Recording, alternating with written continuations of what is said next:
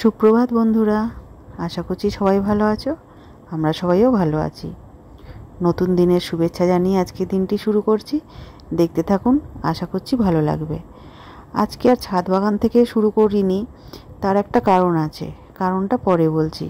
সেই কারণের জন্যই আজকে সকাল সকাল চলে এসেছি ঠাকুর ঘরে না ঠাকুরঘর পরিষ্কার করতে, থালা বাসন ধুতে, পুজো দিতে হাতে বেশ কিছুটা সময় নিয়েই আসতে হয়।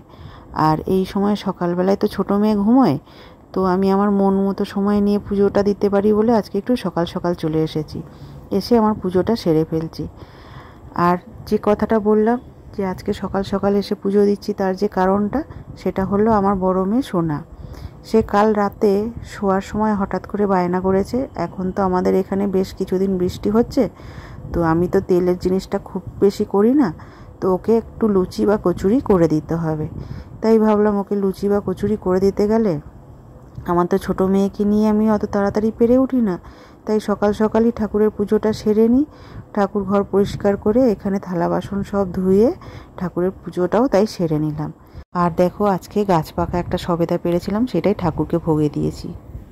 আমি যে আজকে কি বানাবো সেটা তো তোমরা থাম্বনেল দেখেই বুঝতে পেরেছো। হ্যাঁ, আমি বানাবো রাধাবল্লভী, ইনস্ট্যান্ট রাধাবল্লভী, যাতে আমরা ডালটা না ভিজিয়ে রেখেও কীভাবে সঙ্গে সঙ্গেই রাধাবল্লভীটা বানিয়ে নিতে পারি। দেখো, এখানে কিছুটা আমি নিয়ে নিয়েছিলাম বিউলির ডাল, আর তাতে দিয়ে দিলাম 1 চামচ মৌরি। এটা দিয়ে একই সঙ্গে আমি গুঁড়ো করে নেবো দুটোকেই। আর এর মধ্যে এর মাঝখানে এটা হাফ গুঁড়ো হয়ে গেলে এর মাঝখানটায় আমি দিয়ে দিয়েছিলাম 2টো শুকনো লঙ্কা, দিয়ে এটাকে এবার ভালো করে গুঁড়ো করে নিয়েছি। আর একটা কথা বলে রাখি, বিউলির ডালটা তো ধুইনি বলেই আমি কি একটা পরিষ্কার কাপড়ে ভালো করে বেশ কয়েকবার মুছে নিয়েছিলাম। তো এটা তো শুকনোই গুঁড়ো করতে হবে, যেহেতু আমি ইনস্ট্যান্ট করছি। তো এবার গুঁড়ো হয়ে যাওয়ার পরে দেখো, একটা ফ্রাই প্যানে আমি একটু সর্ষের তেল নিয়ে তার মধ্যে আদা দিয়ে দিয়েছি। আদা দেওয়ার পরে একটুখানি হিং দিয়ে দিয়েছি। এখানে আমার বিউলির ডালটা গুঁড়ো হয়ে গেছে। আর দেখো, একদম ফাইন গুঁড়ো করে নিয়েছি, যাতে একটু দানা দানা মতো না থাকে। একদম যেরকম চালের গুঁড়ো হয় সেইভাবেই গুঁড়ো করে নিয়েছি। এবারে আমি এর মধ্যে দিয়ে দেবো 2 চামচ ছাতুটা দেবো। তার কারণ বিউলির ডালটায় জল পড়লেই তো ওটা শক্ত হয়ে দলা হয়ে যাবে, সেটার আর তখন কিছু করাটা খুবই অসুবিধা হবে। সেই জন্য ছাতুটা দিয়ে দিলাম। শুধু বিউলির ডাল দিলে শক্ত হয়ে যেত, দলা পেকে যেত, সেটাতে আমার পুর হিসেবে ভরে বেলতেও অসুবিধা হতো। এই কারণেই আমি ছাতুটা দিয়ে দিয়েছি। ছাতুটা দিলে সেই অসুবিধাটা হবে না, যেটা শুধু বিউলির ডাল দিলে হতো। তো এইবারে জলটা দিয়ে দিলাম। একটু জল দিয়ে এর মধ্যে দিয়ে দিয়েছি নুন স্বাদ মতো, আর সামান্য একটু হলুদ দিয়েছি, যাতে একদম সাদা ফিকে ভাবটা না থাকে। একটু রঙটা চেঞ্জ হওয়ার জন্য সামান্য একটু হলুদ দিয়েছি, আর দিয়েছি স্বাদ আনার জন্য সামান্য একটু চিনি। এটাকে দিয়ে বেশ ভালোভাবেই রেখে নেড়েছি, যাতে বিউলির ডালটা সিদ্ধ হয়ে যায়। এখন দেখো কত সুন্দর হয়ে গেছে, জলটাও শুকিয়ে গেছে। আর এটা খুব একটা শক্ত হয়ে দলাও হয়নি। আর বেশ জলটা শুকিয়ে যেতে নামিয়ে নেওয়ার পরে দেখো এরকম হয়েছে। এবারে এইটাকে আমি একটু হাতের সাহায্যে চটকে মেখে নিলাম। মেখে নিয়ে সব কটার গোল গোল ছোট ছোট বলের মতো করে নিলাম। এই পুরটাকে এখন মাখবার সময় কিন্তু একটু খেয়াল রাখতে হবে, এর ভেতরটায় যেন দলা ভাবটা না থাকে, সেইটাকে দেখে ভালোভাবে চটকে নিতে হবে। দিয়ে তারপরে এইভাবে ছোট ছোট করে বল করে এক সাইডে রেখে দিলাম। বল করে নিলে পরের দিকে আমার ময়দাটার ভেতরে বলটা দিতে সুবিধাই হবে, লেচি করে করে। না হলে সঙ্গে সঙ্গে বেলে সঙ্গে সঙ্গে ওই পুরগুলো বার করে ঢোকাতে একটু অসুবিধা মতো হয়। আর যে পুরটা আমি যতটা শক্ত করেছি তার থেকে একটু নরম কিন্তু করেছি ময়দাটা। এবারে ময়দাটা দেখো বেশ নরম করে মেখে নেওয়ার পরে এইভাবে পুরটা ঢুকিয়ে দিয়ে এইরকম মুখটাকে বন্ধ করে দেবো ঘুরিয়ে ঘুরিয়ে। এতে কি হবে, এতে যে আমি রাধাবল্লভীটা বানাবো এর মুখটা ফেটে যাবে না বা খুলে যাবে না। এতে বেললেও বেশ সহজেই সরে যাবে, আর পুরটা সুন্দর জায়গায় থাকবে। দেখো, আমি এখানে সব বেলে বেলে রেখে নিচ্ছি, যাতে একসঙ্গে ভাজতে পারি। না হলে তেলটা অল্প অল্প বেললে তেলটা ঠান্ডা হয়ে যাবে, আবার বেলতে হবে। এই কারণেই আমি সবগুলো একসঙ্গে বেলে নিলাম। আর দেখো বেশ সুন্দর, আর বেলেছি না বেশ বড় বড়ও হয়েছিল, আর বেশ সুন্দর ফুলকো ফুলকো রাধাবল্লভী হয়ে উঠেছে। আর এদিকে রাধাবল্লভী বানাতে বানাতে আমি দেখো সাইডে কুকার রয়েছে, কুকারে ঘুগনিও বানিয়ে নিয়েছি। আর ঘুগনিটা কিন্তু বানিয়েছি আমি একদমই কম তেলে, একদম কম মশলায়।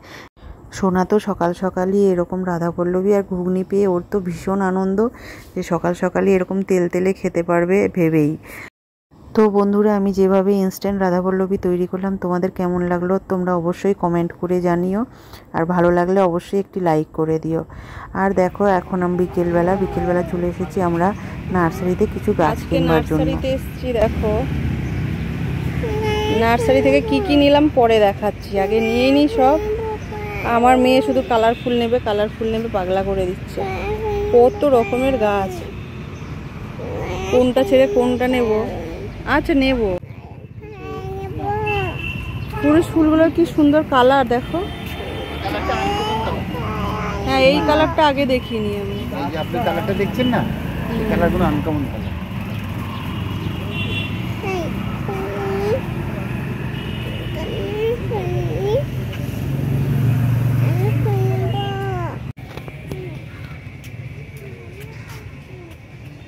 এই হাতে কত সূর্যমুখী ফুল, সূর্যমুখী না কি কি জানি এগুলো। ওইদিকে আছে, ওইদিকে দেবো চল।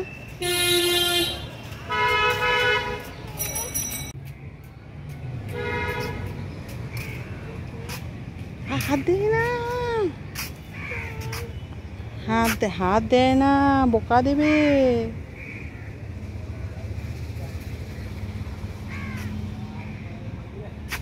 চলো চলো ওইদিকে চলো।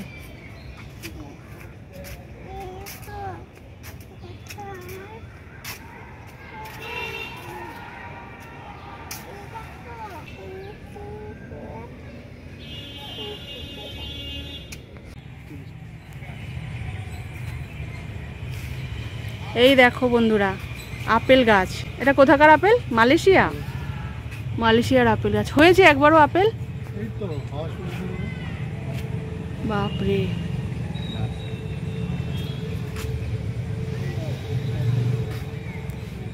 দেখো কত ফুল এসছে পুরো গাছটার ভেতরে, আরো অনেক।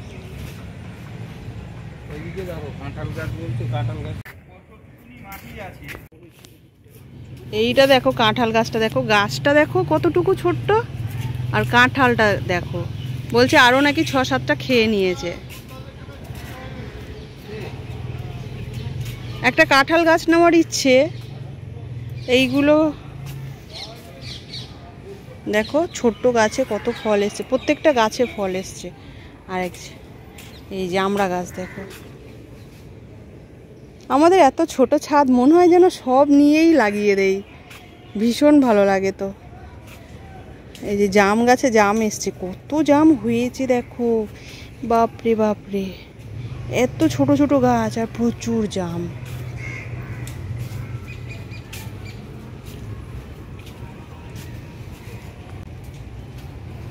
ও বাবা, তাই তো, আম দেখো।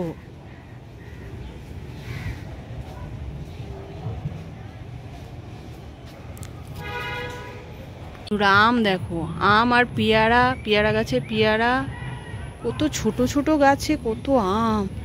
এই গাছটাও বেশি বড় নয়, দেখো আম দেখো।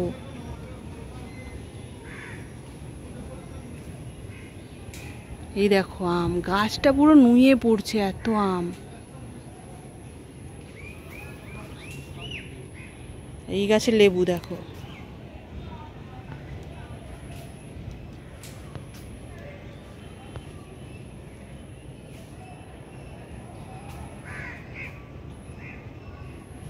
প্রত্যেকটা গাছ ফুলে ফলে ভর্তি।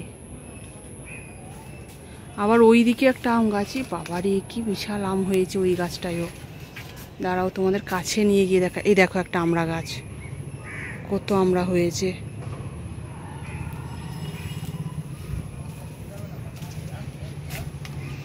এই আম গাছটায় দেখো, দাঁড়াও, এই দেখো কত আম হয়েছে।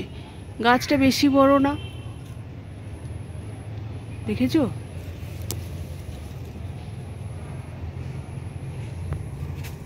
মা গো, আমার যে কি ভালো লাগছে, মনে হচ্ছে সব গাছই নিয়ে যাই, নিয়ে গিয়ে একটা একটা করে ছাদের ওপর লাগিয়ে দেই। অনেকদিন পরেই কৃষ্ণচূড়া ফুল গাছ দেখলাম। চলো, কোথায় তুমি কাঁঠাল গাছ দেখাবে বলছিলে?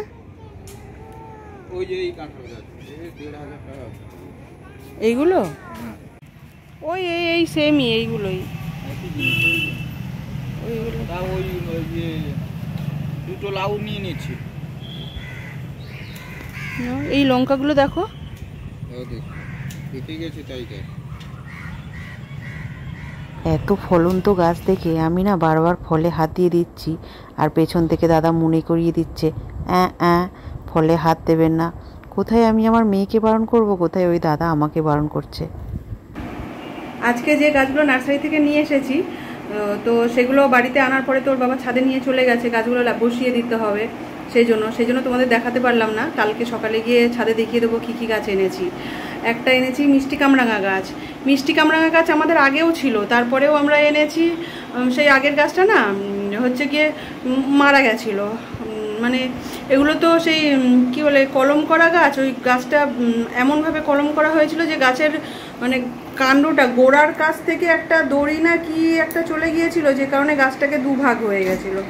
আর এইভাবে গাছটা খুব বেশি দিন বাঁচেনি, কিন্তু প্রচণ্ড ফল হয়েছে। যে কদিন ছিল প্রচুর ফল হয়েছে।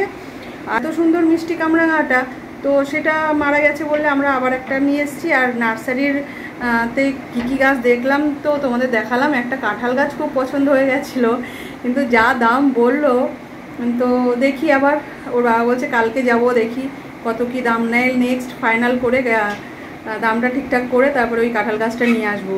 কাঁঠাল গাছটা ইচ্ছে আছে ছাদেই বসাবো, দেখা যাক এখন কতদূর কী হয়। বন্ধুরা, আমার ভিডিওটি ভালো লাগলে একটি লাইক করে দেবেন, কমেন্ট করে অবশ্যই জানাবেন, আর আমাকে এগিয়ে নিয়ে যেতে আমার চ্যানেলটিকে সাবস্ক্রাইব করে আমার পাশে থাকবেন। তো বন্ধুরা, আজকে এখানেই শেষ করছি। আবার দেখা হবে অন্য আরেকটি ব্লগে। ততক্ষণের জন্য সবাই ভালো থাকবেন, সুস্থ থাকবেন। আর আজকের মতো বাই বাই।